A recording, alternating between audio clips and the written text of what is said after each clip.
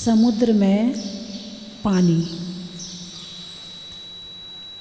सूरज के माध्यम से ऊपर उठता है और बादल बन जाता है।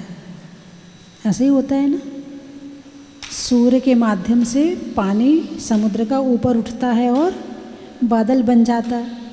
फिर वो बादल पूरे देश में फैल जाते हैं, देश और विदेश में, और फिर बारिश होती है। ठीक है, तो समुद्र का पानी इतना सारा पानी कि कई महीनों तक बारिश चलती है। तो फिर समुद्र का पानी ख़त्म हो जाना चाहिए था। कितने काल से, कितने समय से सूरज के माध्यम से पानी भाप बन रहा है, बादल बन रहा है और बरस रहा है। तो अभी तक समुद्र का पानी ख़त्म हो जाना चाहिए था, लेकिन ख़त्म नहीं हुआ है। क्यों नहीं हुआ है? क्योंकि इधर बादल बनते हैं, नदियाँ और ले जाके डाल देती हैं। 24 घंटे नदियों का पानी समुद्र में जा रहा है, तो जा भी रहा है और निकल भी रहा है, इसलिए मेंटेन है, इसलिए समुद्र भरा हुआ है, इसलिए समुद्र आज तक खाली नहीं हुआ है ना। ऐसे ही कर्म का बंध, कर्म का उदय और कर्म की सत्ता, प्रति क्षण कर्मों का बंध हो रहा है, प्रति क्षण कर्मों का उदय आ रहा है, और कुछ कर्म सत्ता में भी पड़े हुए हैं, आ भी रहे हैं, जा भी रहे हैं और पड़े हुए भी हैं। कैसे? समुद्र के जैसे नदियों से पानी आ भी रहा है, समुद्र में पड़ा हुआ भी है और जा भी रहा है। अब यदि नदियों का पानी देना बंद कर दें और केवल समुद्र को सुखाया जाए, तो एक समय ऐसा आ सकता है कि जिस समय समुद्र में पानी ना रहे, समुद्र सूख जाएगा। जब नदियों का पानी देना बंद करेंगे तब। अब यही बात अपने ऊपर लागू करो। आश्रव, बंध, संवर और निर्जरा। कर्म का आना आश्रव, कर्मों का आकर बंद हो जाना बंध, कर्मों का जाना निर्जरा, और कर्मों का संपूर्ण रूप से जाना मोक्ष, है ना। तो अभी क्या हो रहा है? अभी क्या चल रहा है? कर्म बंध भी हो रहा है और कर्म का उदय भी चल रहा है। कर्म का उदय चल रहा कि नहीं चल रहा? भले वो पुण्य का हो या पाप का हो, उदय तो चल रहा है। अब कौन सा चल रहा है वो बात अलग है। आपके परिणामों से, आपकी सुख की अनुभूति से आपको पता चलेगा कि पुण्य का उदय चल रहा है कि पाप का उदय चल रहा है, मन अच्छा हो रहा है कि मन खराब हो रहा है। ये देखने वाली बात है। उदय किसी का भी चल सकता है, लेकिन उदय तो किसका चल रहा है? कर्म का चल रहा है। बात थोड़ी सी कठिन है, लेकिन समझोगे तो समझ में आएगी, पहली बात। दूसरी बात, समझना जरूरी है। दवाई की कितनी भी कड़वी गोली हो, बीमारी है तो खानी पड़ेगी। आप सोचो ये तो कड़वी है, मैं खाऊं ना, भाई खानी तो पड़ेगी, तभी बीमारी ठीक होगी। ऐसे बात कितनी भी कठिन हो, समझना तो जरूरी है। आज नहीं तो कल समझोगे, समझ तो यहीं से आएगी। तो जो 12 भावना चल रही हैं, 12 भावनाओं में निर्जरा भावना, कौन सी भावना? निर्जरा भावना। निजे काल पाए विधि झरना, तासो निजे काजे न सरना, तप करि जो कर्मे खिपावे, सो ही शिवे सुख दर्शावे। निज काल पाए विधि झरना, जिस कर्म का बंध आपने जितने समय के लिए किया था, उतने समय बाद कर्म का उदय आया और झड़ गया।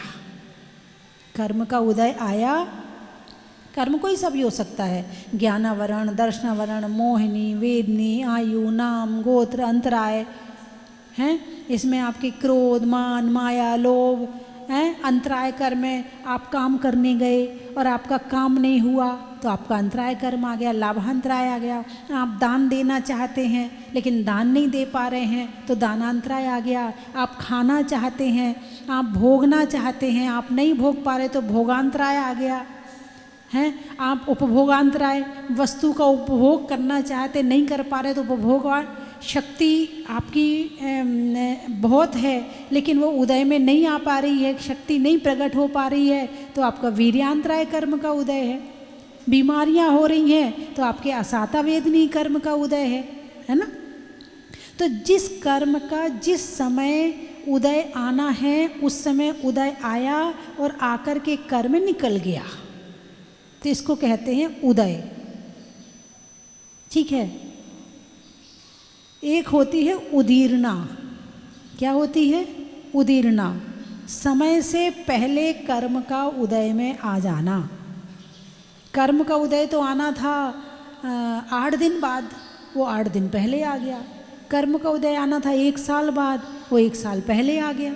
आपने देखा होगा जब कोई साधु नई नई दीक्षा लेते हैं तो उनको अंतराय बहुत आते हैं। पता क्यों आते हैं? एक कर्म की उदीरना हो रही है। जो कर्म 1 साल बाद उदय में आना था वो अभी आ गया। वो झरझर के निकलने लगते, जल्दी जल्दी आके निकलने लगते हैं। तो उदीरना कैसे होती है? एक तो होती है बाहर के माध्यम से, निमित्त के माध्यम से।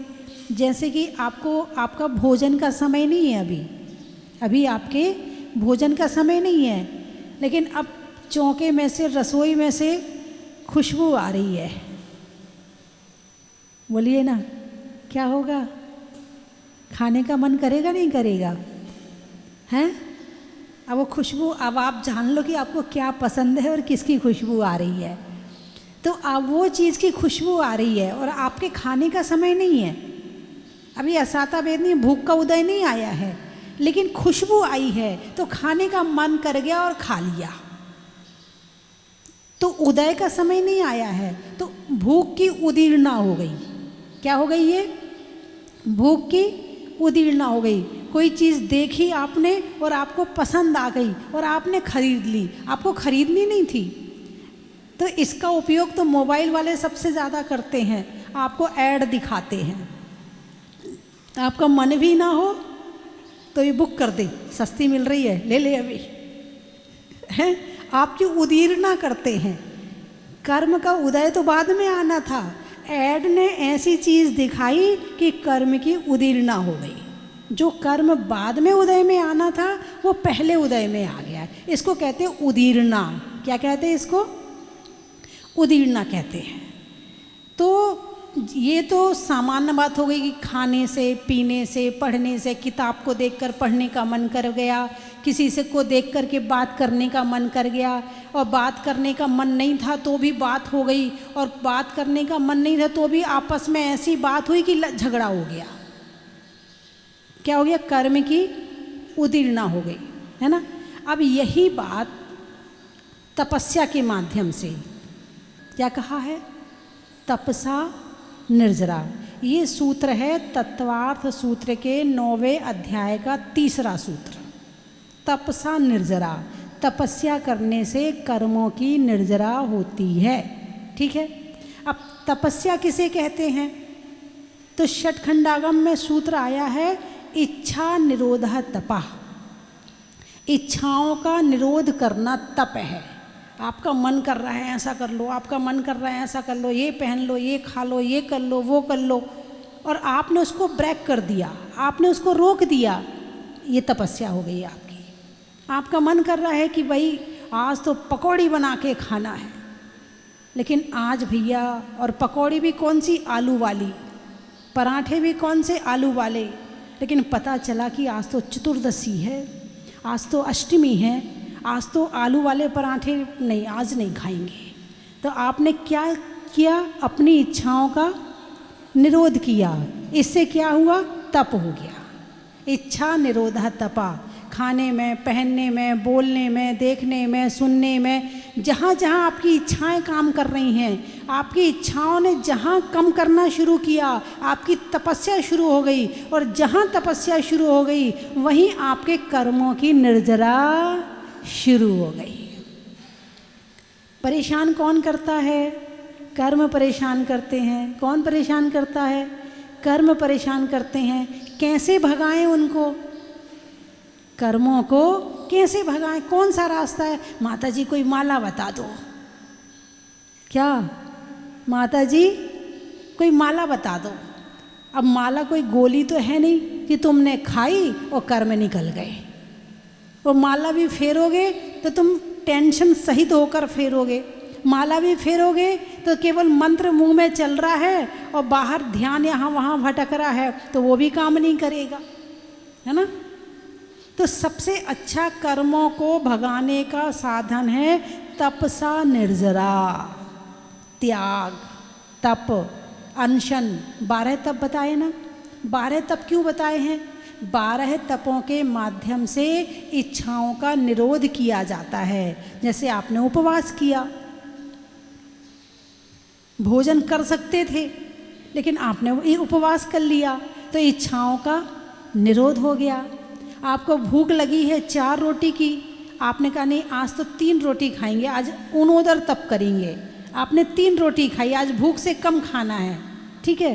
तो क्या हो गया? आपने अपनी इच्छा का निरोध किया, ठीक है। रस परित्याग, जो 6 रस होते हैं, 6 रस होते हैं, तो एक एक रस का त्याग कर दिया एक दिन में। तो आप खा सकते थे लेकिन आपने त्याग किया है, तो आपने इच्छाओं का निरोध किया है। व्रत परिसंख्यान, भाई निमित्त को बनाकर ये होगा तो लेंगे, नहीं होगा तो नहीं लेंगे। जैसे मुनिराज करते, ये विधि मिलेगी तो आहार लेंगे और नहीं मिलेगी तो नहीं लेंगे। तो इसमें भी क्या हुआ? इच्छाओं का निरोध हुआ है। आसन लगा के बैठना कि जब तक हम ये माला पूरी ना कर लें तब तक हम हिलेंगे नहीं, जब तक हम ये एक पूजा पूरी करना लें तब तक हिलेंगे नहीं। इस तरह से ध्यान लगाना, ध्यान में आसन लगाना है। तो इस तरह से जो व्रत परिसंख्यान, रस परित्याग, विविक्त सिंहासन, काय क्लेश। अब भाई 1 घंटा हम पंखा नहीं चलाएंगे, गर्मी लग रही है मगर 1 घंटा पंखा नहीं चलाएंगे। तो ये आपने क्या किया? इच्छाओं का निरोध किया। इससे क्या होगा? कर्मों की निर्जरा होगी। बात समझ में आई कि नहीं आई? आप कर्म भगाना तो चाहते हैं मगर कर्म भगाने का तरीका नहीं जानते हैं। अभी इतना ही, इसके अलावा और भी है। अब कोई भाई चलो उपवास नहीं कर सकता है, ज़रूरी नहीं कि सब लोग उपवास कर सकें।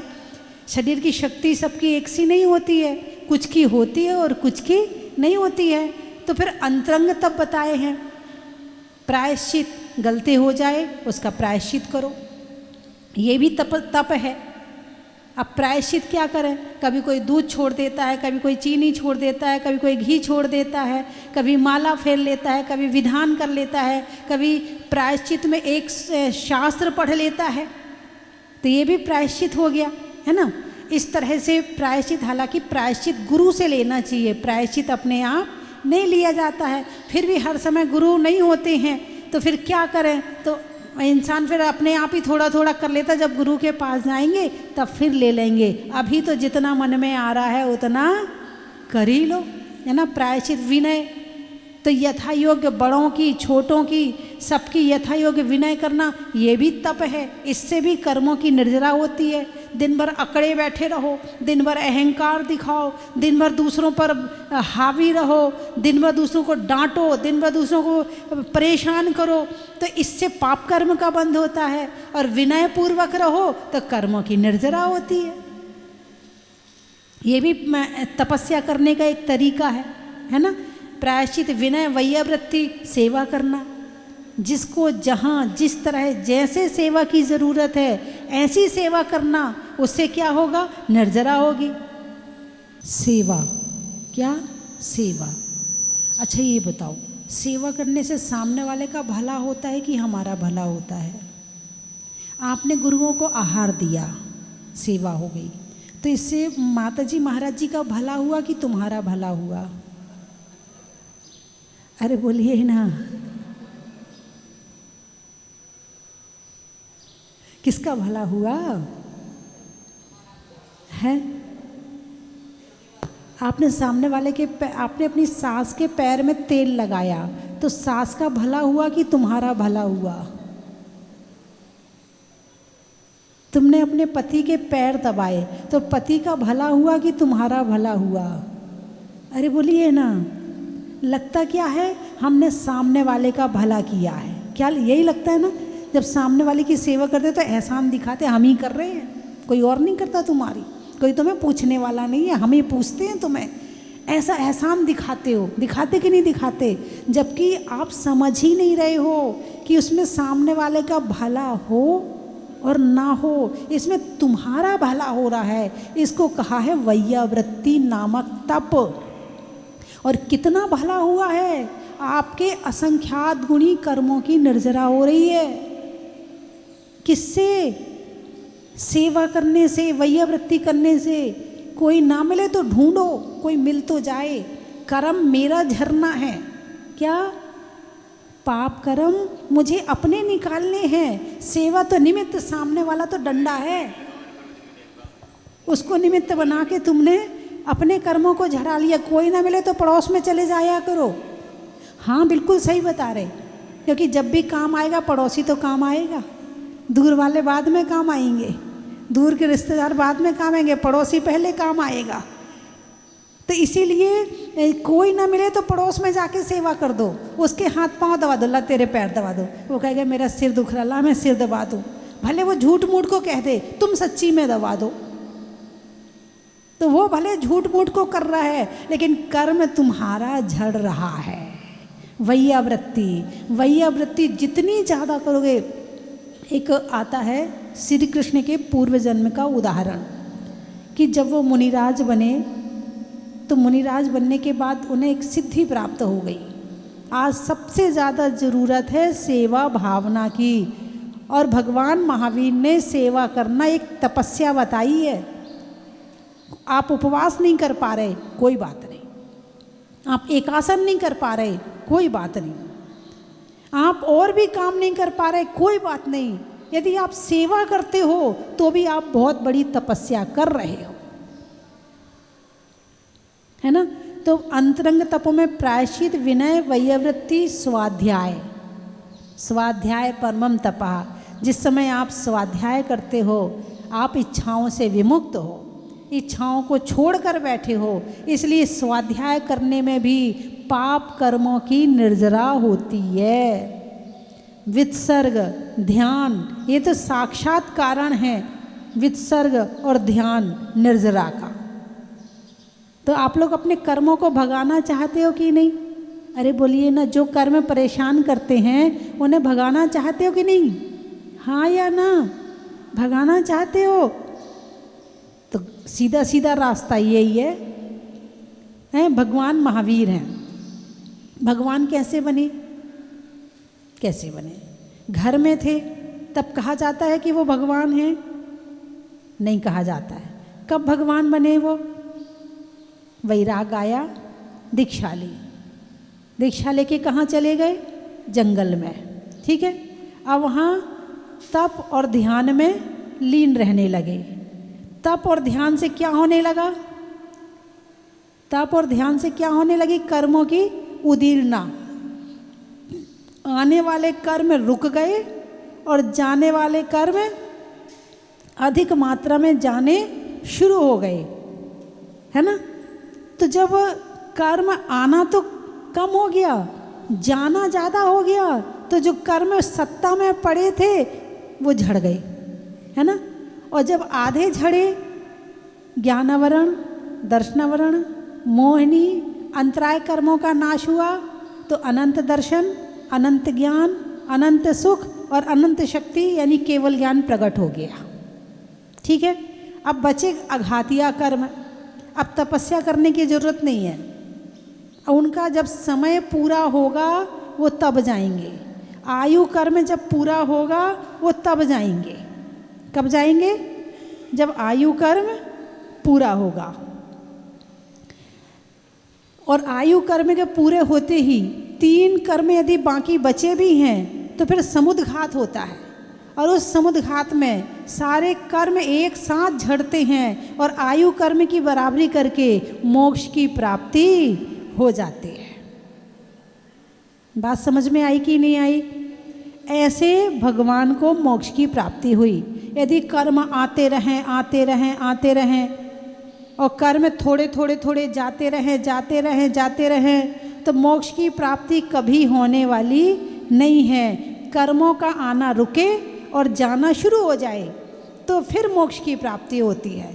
चलो आप पूरे नहीं झड़ा पा रहे हो, लेकिन आपको जितना कर सकते हो उतना तो आपको करना ही चाहिए। और ज़्यादा कुछ ना कर पाओ तो सेवा के माध्यम से, दया के माध्यम से, करुणा के माध्यम से बड़े बूढ़ों की सेवा करना बहुत बड़ा पुण्य है, बहुत बड़ा पुण्य है।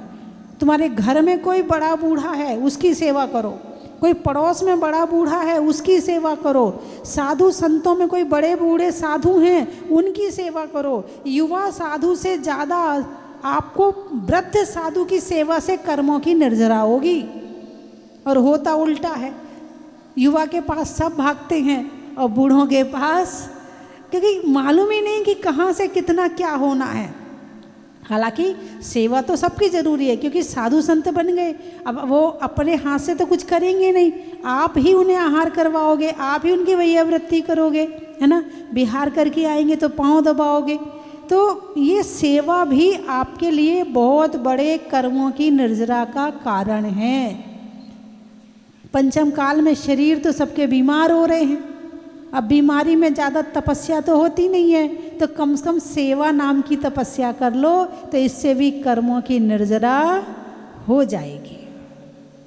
निज काल पाए विधि झरना, निज काल अपने समय पर, निज काल अपने समय पर, निज काल पाए, निज काल का समय आने पर विधि झरना, विधि, विधि यानी कर्म, विधि यानी कर्म, झरना, झरना अपने समय पर कर्मों का झरना, तासों निज काज न सरना, इससे हमारा कर्म, इससे हमारा काम सरने वाला नहीं है। तप करी जो कर्म खिपावे, तप करके जो कर्मों को खपा देते हैं, नष्ट कर देते हैं, सो ही शिव मार्ग दर्शावे, उसको ही मोक्ष मार्ग और मोक्ष मिलता है।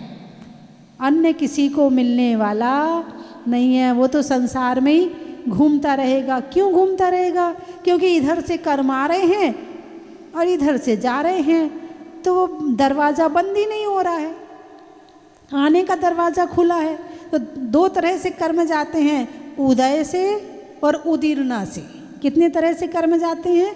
उदय से और उदीर्णा से। तो उदय से जो कर्म जा रहे हैं इससे तो कभी हमारा डिब्बा खाली होने वाला नहीं है, क्योंकि कर्म आ भी रहा है और कर्म जा भी रहा है। हमें एक साथ उसको निकालना पड़ेगा, तब कहीं जाकर हमें मोक्ष की प्राप्ति होगी। चलो मोक्ष तो दूर की बात है, सुख की प्राप्ति हो जाए यही बड़ी बात है। तुम जो काम कर रहे हो उसमें ही सफलता मिल जाए यही बड़ी बात है, वरना काम में सफलता नहीं मिलती, काम में परेशानियां आती हैं, दुनिया भर की परेशानियां, शरीर संबंधी, पड़ोसी संबंधी, व्यापार संबंधी परेशानियां क्यों आ रही हैं? क्योंकि पाप कर्म है, और पाप कर्म झड़ेगा तो पुण्य कर्म आएगा, तो जो आप चाह रहे हो वो हो जाएगा। कितनी अच्छी बात है, इच्छा पूर्ति को छोड़ो तो इच्छा पूर्ति होगी। बात समझ में आई कि नहीं आई? इच्छा पूर्ति को, इच्छाओं को छोड़ो तो जो चाह रहे हो वो अपने आप हो जाएगा। मतलब सीधा सीधा गणित है कि छोड़ने से मिलता है, थोड़ा छोड़ोगे थोड़ा मिलेगा, बहुत छोड़ोगे बहुत मिलेगा, ज़्यादा छोड़ोगे ज़्यादा मिलेगा, सब कुछ छोड़ोगे मोक्ष मिलेगा, सब कुछ छोड़ोगे मोक्ष मिलेगा। सीधा सीधा गणित है यहाँ तो। तुम बीज डालोगे तो पेड़ उगेगा, तुम बीज ही नहीं डालोगे तो पेड़ कहाँ से उगेगा? तुम इच्छाओं के माध्यम से खाए जा रहे, इच्छा छोड़ो तो बीज डल गया। अब जब तुमने बीज डाला है वो उससे पेड़ आ जाएगा। सीधा सीधा गणित है यहाँ तो प्रकृति का। जैसी आवाज़ लगाओगे वैसे ही वापस आ जाएगी, है ना। चलिए समय हो गया है, तो आज क्या बताया मैंने? निर्जरा भावना। क्या बताया मैंने? निर्जरा भावना, कर्मों का झड़ना। तो इस समय आपके कर्म झड़ रहे हैं कि नहीं? अरे बोलिए ना, झड़ रहे हैं ना? कर्मों का बंध हो रहा है कि नहीं हो रहा? बंध भी हो रहा है, झड़ भी रहे हैं। अब ये तो सर्कल चलता रहेगा। इसको रोकने के लिए वही है संवर और निर्जरा। कर्मों का आना रुके और कर्मों का जाना बढ़ जाए तो मोक्ष की प्राप्ति हो जाएगी। चलो मोक्ष तो बाद में है, अभी जितना चाहिए ठीक ठीक उतना ही हो जाए, यही बहुत है। लक्ष्य तो मोक्ष का बनाओ। लक्ष्य क्या बनाना है? लक्ष्य तो मोक्ष का बनाओ, बाकी तो सब बीच में अपने आप मिल जाएगा। अब यहाँ से मान लो आपको कोटा जाना है ना। सुबह सुबह नल का, किसान में हल का और देखने में पारस चैनल का। बोलिए 24वां भगवान की। बंधुओं, हम सभी पारस टीवी चैनल परिवार हमेशा तो जहाजपुर आते रहते हैं, परंतु एक साथ आना नहीं होता। लेकिन वर्ष में एक बार एक दिन ऐसा जरूर होता है कि हम पारस चैनल के पूरे परिवार के सभी डायरेक्टर यहाँ पर आते हैं और माता जी के चरणों में बंदामी करके माता जी से मंगल आशीर्वाद लेके जाते हैं। मुनि स्रोतनाथ भगवान का अभिषेक शांति धारा करते हैं और भगवान के चरणों का वो निर्मल पवित्र गंधोदक लेकर जा कर के अपने जीवन का मार्ग प्रशस्त करते हैं। आज हम इस भूमि पर खड़े हैं, यह मुनि स्रोतनाथ भगवान की भूमि है, जहाजपुर की पावन भूमि है, जहाँ पर मुनि स्रोतनाथ भगवान के अनेक आश्रय यहाँ पर हमको देखने को मिले हैं। माता जी के मार्गदर्शन में, माता जी के सानिध्य में और माता जी की साधना की अद्भुत शक्ति ने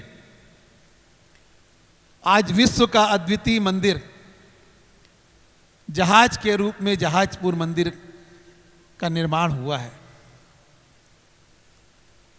आज अद्भुत छटा इस जहाजपुर मंदिर की चारों ओर फैल रही है। भगवान की वो अद्भुत लीला, भगवान का वो ऐसा मंगल आशीर्वाद, भगवान के वो एक ऐसे आशीर्वाद जो कि यहाँ पे आने वाले हर व्यक्तियों का कल्याण कर रहा है। मृदुभाषी, सरल हृदय वाली माता जी यहाँ विराजमान है। माता जी का संग यहाँ विराजमान है और माता जी के सानिध्य में माता जी की वाणी यहाँ खिल रही है और लोग आते हैं, दूर दूर से यात्री आते हैं, भगवान का आशीर्वाद लेते हैं, भगवान के चरण वंदना करते हैं, भगवान का अभिषेक करते हैं, भगवान की शांति धारा करते हैं, माता जी को आहार देते हैं, दर्शन करते हैं और माता जी की वाणी को सुन करके अपने जीवन का कल्याण कर रहे हैं। जहाजपुर में मैंने कई बार दर्शन किए, लेकिन जहाजपुर आकर वाकई में जब आज शांति धारा और अभिषेक करने के लिए ऊपर चढ़ा तो मेरे मन में एकदम से ऐसे भाव उत्पन्न हुए जिसका मैं वर्णन नहीं कर सकता। माता जी, मैं क्या बताऊं, यहाँ की छटा को देख के तो मैं हमेशा अच्छा लगता था, लेकिन आज पहले भी मैंने दर्शन किए जब भगवान नीचे थे, नीचे गर्भगृह में थे, उस समय जैसी मुझे शक्ति उनसे मिली थी ऐसी मुझे बड़े बाबा कुंडलपुर में मिलती थी। ऐसे ही आज के दिन मुझे ऐसा महसूस हुआ और इसीलिए मैंने भावना भाई कि मुझे वाकई में भगवान बुला रहे हैं।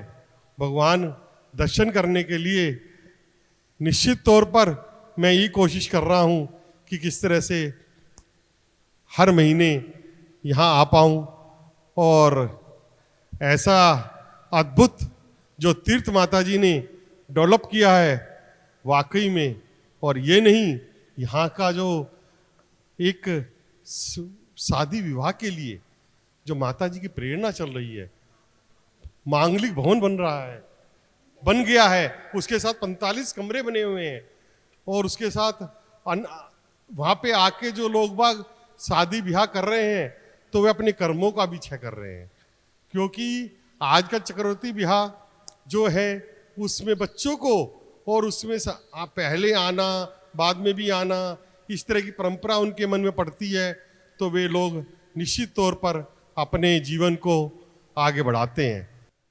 मुनि 108 चिन्मय सागर जी महाराज की जय। ऐसी करुणामयी माँ जिसने मेरे को उंगली पकड़ के सिखाना, मैंने नर्सरी तो नहीं पढ़ी माता जी, लेकिन नर्सरी से मेरे को अगर पढ़ाया है धर्म में, तो ऐसी माँ हमारे सामने विराजमान है। ऐसी सरल स्वभावी हमारी मधुर जन जन एक ही बात कहता है कि अगर माता जी हो तो स्वस्ति भूषण माता जी जैसी। न कभी कुछ बोलते हैं, न किसी के बारे में कुछ कहते हैं, न किसी की बुराई सुनती है, न कभी किसी की बुराई करती है। एक शब्द आपने देखा माता जी कभी नहीं बोलती है। स्लेट पे लिखकर, कहते हैं ना कि स्लेट पे लिखकर ये स्वस्ति धाम बना दिया। स्लेट पर लिख के जाने कितने काम माता जी ने अपने आशीर्वाद से लोगों से करवा लिया। मैं तो अभी मुरैना गया था, यहाँ के तो मैं कई बार बोल चुका, बार बार बोलूँ तो अच्छा नहीं लगता। माता जी जब 2012 में प्रतिमा निकली थी, तो हो सकता है कि भगवान ने मेरे मिलन ऐसा कराया माता जी का हमारा कि प्रतिमा का निकलना हुआ और माता जी का आना हुआ, यहाँ पे क्षेत्र का बनना हुआ, और माता जी ने मेरे को यहाँ से जोड़ा। हमारी तो भावना थी कि माता जी मंदिर बनाओ, लेकिन माता जी ने यहाँ से जोड़ा। जोड़ने के पीछे उद्देश्य एक ही है कि भगवान के दर्शन मेरे को ज़्यादा से ज़्यादा बार हो चुके। मेरी भावना रहती कि ज़्यादा से ज़्यादा भगवान के दर्शन करूं। माता जी मेरे से एक चूक हो गई पिछली बार में जब आया। मैं जब आता हूं तो सीधा गाड़ी में उतर के पहले भगवान के दर्शन करता हूं, चाहे कभी भी आऊं। जब लास्ट ईयर आया तो मैं मीटिंग चालू हो गई थी, सीधा मीटिंग में चल गया, और फैमिली साथ थी, कहीं से आ रहे थे, रात को ही जाना था। मंदिर 11 बजे बंद हो गया। मेरे को इतना विकल्प रहा माता जी, इतना विकल्प रहा कि मैं बता नहीं सकता कि भगवान के दर्शन के बगैर मैं यहाँ से गया। यहाँ आके ममटेश बाहुबली में ज्ञान सागर भवन बन रहा है, उसका भी माता जी के आशीर्वाद से वहाँ पे शिलान्यास हो रहा है। माता जी कह रहा हूँ ना, स्लेट पे लिख के जाने क्या क्या काम करा देती है। ऐसी माता जी के बारे में मैं ज़्यादा नहीं बोलूँ, क्योंकि माँ भी मेरी है और माता जी सबकी है। तो माता जी के चरणों में वंदामी वंदामी वंदामी। माता जी अब मैं तो यहाँ क्या बोलूँ, सब आपकी महिमा है और आपका आशीर्वाद है जो देख रहे हैं, इसको वर्णन करना हमारे बस का नहीं है। बस यही कहूँगा माता जी आपका आशीर्वाद बना रहे। हमारी वंशवृद्धि हो, आपने स्वीकारा, हम आपका आभार मानते हैं, आपके चरणों में नमस्कार करते हैं। जो हमारे से बन पाएगा वो हम करेंगे, हमें आशीर्वाद दो और इसी तरह हमारा परिवार को आगे बढ़ता है।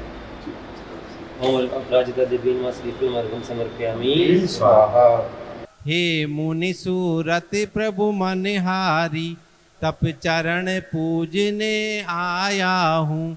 यही राजनम जाए, यह अर्घ चढ़ाने आया हूँ। ओम ह्रीं श्री श्री मुनिसुतनाजेन्द्राय अनर्थ प्रताप्ताय अर्घम नृपाम ते स्वाहा। ओम ह्रीं श्री 105 आरिका गणी भारत गौरव स्वस्ति भूषण माता जी स्वस्ति धाम जहाजपुर में साक्षात विराजमान, जिनके पावन चरणों में अनर्थ प्रताप्ताय अर्घम नृपाम ते स्वाहा। विश्व तीर्थंकर की मूरत को मन भर के निहारना। चलो स्वस्ति धाम, चलो स्वस्ति धाम, आओ स्वस्ति धाम, चलो स्वस्ति धाम, चलो स्वस्ति धाम, चलो स्वस्ति धाम,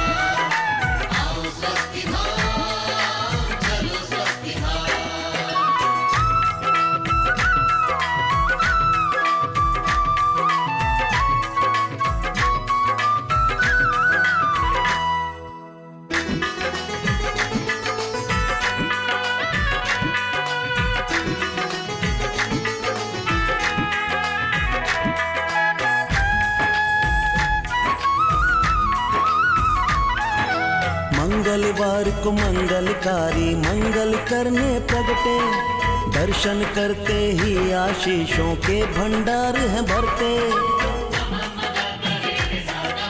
मंगलवार को मंगलकारी मंगल करने प्रगटे, दर्शन करते ही आशीषों के भंडार हैं भरते।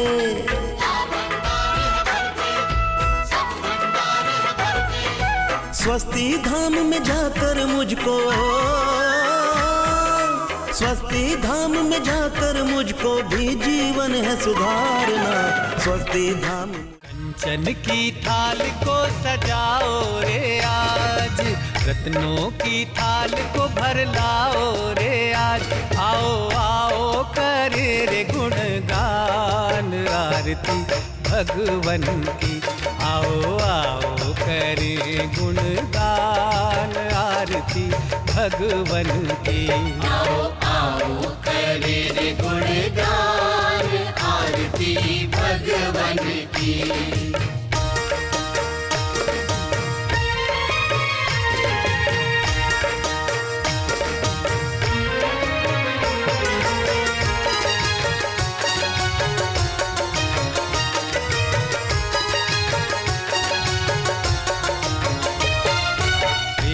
सुमित्र के राज दुलारे, माँ पद्मा जी के नैनों के तारे। पिता सुमित्र के